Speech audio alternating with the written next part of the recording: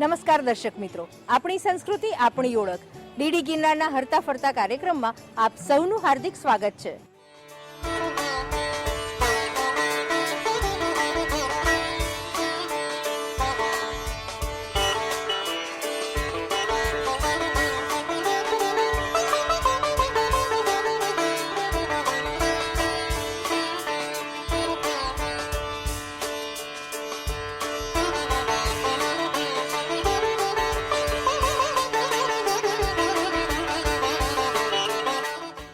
હરતા ફરતા કાર્યક્રમમાં આજે અમે આપને લઈને આવ્યા છીએ અમદાવાદ સ્થિત ગુજરાત વિદ્યાપીઠ ખાતે।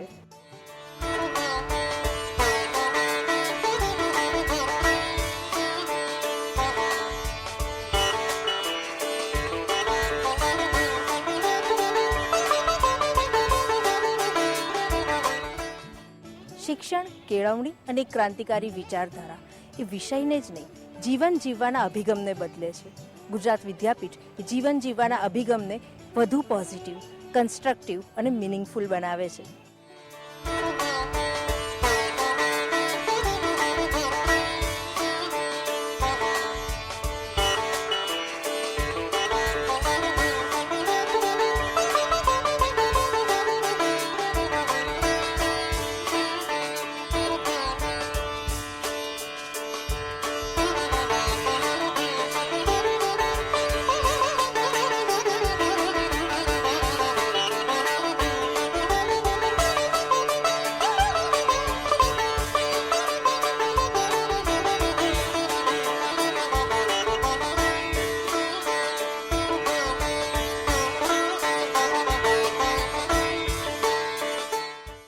આપણી સાથે છે ગુજરાત વિદ્યાપીઠના વાઇસ ચાન્સેલર શ્રી અનામિકભાઈ શાહ।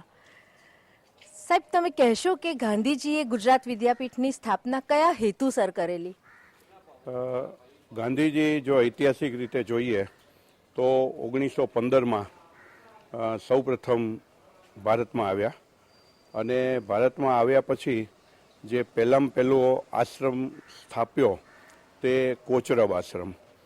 કોચરબ આશ્રમમાંથી ધીમે ધીમે એ સાબરમતી આશ્રમની સ્થાપના ભણી એમના કામનો ઉપક્રમ રહ્યો। પણ સાબરમતી આશ્રમની સાથે સાથે એમણે એ પણ વિચાર્યું કે જો ગુલામીના શિક્ષણનો હકારાત્મક અને રચનાત્મક રીતે પ્રતિભાવ આપવો હશે તો રાષ્ટ્રીય શિક્ષણની સંસ્થાઓની જરૂરિયાત રહેશે અને એ રાષ્ટ્રીય શિક્ષણની જરૂરિયાતના સંદર્ભમાં ગુજરાત વિદ્યાપીઠની સ્થાપના કરવાનો નિર્ણય લેવાયો અને એ જ્યારે સૌથી પહેલી મિટિંગ મળી એ હતી 18 ઓક્ટોબર 1920। એટલે 18 ઓક્ટોબર 1920માં ગુજરાત વિદ્યાપીઠની સ્થાપના થઈ એવું કહી શકાય? બિલકુલ સાહેબ, આ વાત તો ગાંધીજીના સમયની થઈ, પણ આજના સમયમાં ગુજરાત વિદ્યાપીઠની શિક્ષણ અને કેળવણી કેટલી પ્રસ્તુત છે? અહીંયાનું જે આપણું મુખ્ય કેમ્પસ છે કે જે ગાંધીજીએ આ જમીન ખરીદેલી હતી એ 22 એકરનું કેમ્પસ, એમાં ઉચ્ચ શિક્ષણનું કામગીરી ચાલી રહી છે અને મને કહેતા ઘણો આનંદ થાય છે કે ગુજરાત વિદ્યાપીઠે આધુનિક શિક્ષણ આપવાની સાથે સાથે એની પરંપરા અને એનો જે ઐતિહાસિક વારસો અને એની મૂલ્યોનું જતન છે એ આજ સુધી ચાલુ રાખ્યું છે। મહાવિદ્યાલય જે અહીંયા અમારા શરૂ થયા તે દરેક મહાવિદ્યાલયને મહાદેવ દેસાઈ જે ગાંધીજીના પ્રિય સાથીદાર હતા એમના નામથી મહાવિદ્યાલયોના સંકુલો થયા।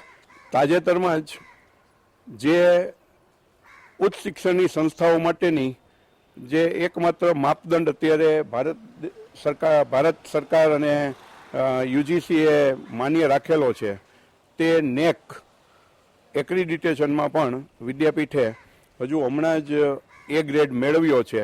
એટલે વિદ્યાપીઠે એમની જે પરંપરા છે એમાં ખાસ કરીને સવારની સમૂહ સફાઈ, સમૂહ જીવન, છાત્રાલય નિવાસ દરમિયાન સાચી કેળવણીની તબક્કાવાર તાલીમ અને એ ઉપરાંત રેંટીઓ એટલે કે જે આપણી સ્વરોજગારીનું અને એક આપણું આઝાદીનું પ્રતીક છે એ રેંટીઓ અને ચરખો અને ખાદી વિદ્યા કાંતણ એ પણ ચાલુ રાખ્યું છે। વિદ્યાર્થીઓ એક હાથમાં રેંટિયો પણ લઈને જ નીકળે છે અને બીજા હાથમાં કોમ્પ્યુટર લઈને પણ જાય છે. વાહ, એ આપણે ખૂબ જ સરસ વાત કહી. એટલે આજે પણ ગુજરાત વિદ્યાપીઠ જે પ્રસ્તુત છે એનું કારણ ગાંધીજીની દીર્ઘ દ્રષ્ટિને આભારી છે એમ કહી શકાય. આપણી સાથે છે ગુજરાત વિद्यापीठ जर्नलिज्म डिपार्टमेंटना हेड श्री विनोद भाई पांडे. सर, आप ये बताएंगे कि जर्नलिज्म में यहाँ एडमिशन के लिए क्या क्राइटेरिया है? हमारे यहाँ मास्टर डिग्री का कोर्स चलता है, 2 इयर्स मास्टर डिग्री कोर्स. उसमें हमारे यहाँ ग्रेजुएशन में कोई किसी भी डिसिप्लिन में कोई भी विद्यार्थी 45% पास करके और उसमें आ सकता है, एडमिशन ले सकता है. अच्छा सर, ये कोर्स जो है वो मास्टर्स का 2 साल का होता है मास्टर डिग्री का 2 साल का कोर्स है. और ये करके स्टूडेंट्स को बेनिफिट क्या रहता है, करियर अपॉर्चुनिटीज क्या रहती है? देखिए, हमारे यहाँ कोई भी जर्नलिस्ट बन सकता है, चाहे न्यूज़ चैनल में अथवा प्रिंट मीडिया में जर्नलिस्ट बन सकता है, पीआरओ बन सकता है, या सरकारी माहिती खाता में सेंट्रल अथवा राज्य सरकार के माहिती खाता में जा सकता है. तो पीआरओ बनने का है और जर्नलिस्ट बनते हैं मुख्य रूप से. આપણી સાથે છે ગુજરાત વિદ્યાપીઠના ઓડિયો વિઝ્યુઅલ ડિપાર્ટમેન્ટના હેડ શ્રી આલાપભાઈ બ્રહ્મભટ્ટ. આલાપભાઈ, તમે અમને જણાવશો કે ગુજરાત વિદ્યાપીઠમાં વોકેશનલ કોર્સિસ કયા ચાલે છે? ગુજરાત વિદ્યાપીઠમાં MSW, HRM, જર્નાલિઝમ અને ઓડિયો વિઝ્યુઅલ જેવા વોકેશનલ કોર્સિસ ચાલે છે.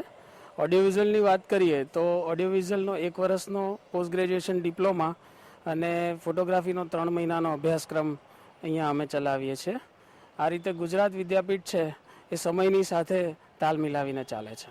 આલાપભાઈ, ઓડિયો વિઝ્યુઅલના હેડ તરીકે આપ જણાવશો કે ઓડિયો વિઝ્યુઅલ કોર્સની ઓપોર્ચ્યુનિટીઝ વિદ્યાર્થીઓ માટે શું રહેલી છે?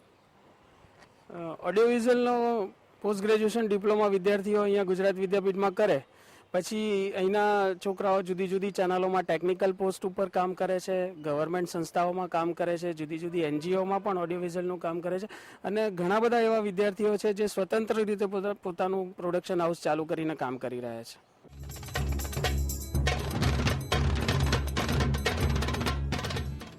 હરતા ફરતા કાર્યક્રમમાં અમે આપને નીત નવા સ્થળોની મુલાકાત કરાવીએ છીએ, અવનવા લોકો સાથે પરિચય કરાવીએ છીએ અને સરળ પ્રશ્નોત્તરી દ્વારા જે તે સ્થળની માહિતી આપીએ છીએ.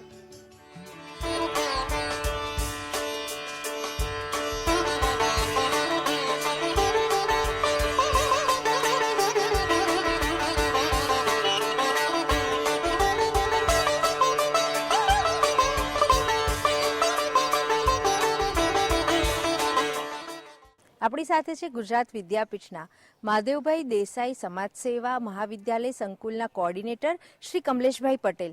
કમલેશભાઈ, અમને કહેશો કે ગુજરાત વિદ્યાપીઠના આશ્રમ રોડ સિવાયના બીજા કયા કેન્દ્રો છે? આશ્રમ રોડનું મુખ્ય કેન્દ્ર છે ગુજરાત વિદ્યાપીઠનું. એ ઉપરાંત સાદરામાં આવેલું છે એક ઉચ્ચ શિક્ષણનું કેન્દ્ર અને બીજું છે એ રાંધેજા આવેલું છે. આ 3 કેન્દ્રો મુખ્ય ગણાય છે અને મુખ્ય કાર્યાલય જે ગણીએ મુખ્ય વહીવટ એ અમદાવાદથી થાય છે. તો આવા 3 સિવાય પણ બીજા છે, જેમ કે શાહીબાગની અંદર ITIનો કોર્સ ચાલે છે. એ સિવાય આપણે જોઈએ તો બીજા નાના કેન્દ્રો ઘણા જોઈએ તો દેથલીમાં છે, ભારેલ છે, અંબેઠી છે, આવા ઘણા બધા કેન્દ્રો છે. પણ આપણે સાદરાની જો વાત કરીએ તો સાદરામાં શારીરિક શિક્ષણ મહાવિદ્યાલય છે, જેની અંદર 12મા ધોરણથી લઈ PhD સુધીનો શારીરિક શિક્ષણનો એટલે કે સ્પોર્ટ્સમાં જે રસ ધરાવતો એના માટેના અભ્યાસક્રમો ચાલે છે. આ ઉપરાંત જોઈએ જો રાંધેજાની વાત કરીએ તો રાંધેજાની અંદર પણ રૂરલ મેનેજમેન્ટ માટેનો એક અભ્યાસક્રમ ચાલે છે જે ગ્રામ વ્યવસ્થાપન કહેવામાં આવે છે. તો એ અભ્યાસક્રમ પણ છે 2 વર્ષનો. એટલે આ રીતે આ 3 અમારા મુખ્ય કેન્દ્રો છે. આપણી સાથે છે ગુજરાત વિદ્યાપીઠના સમાજ કાર્ય વિભાગના અધ્યક્ષ પ્રોફેસર ડોક્ટર આનંદીબેન પટેલ. આનંદીબેન, કહેશો કે ગુજરાત વિદ્યાપીઠમાં છાત્રાલય ફરજિયાત કેમ છે? હા, ગાંધીજીએ જ્યારે વિદ્યાપીઠની સ્થાપના કરી હતી ત્યારે ગાંધીજીના મનમાં એક ઉદ્દેશ્ય હતો કે અહીંયા માત્ર શિક્ષણ નહીં પણ કેળવણી થવી જોઈએ.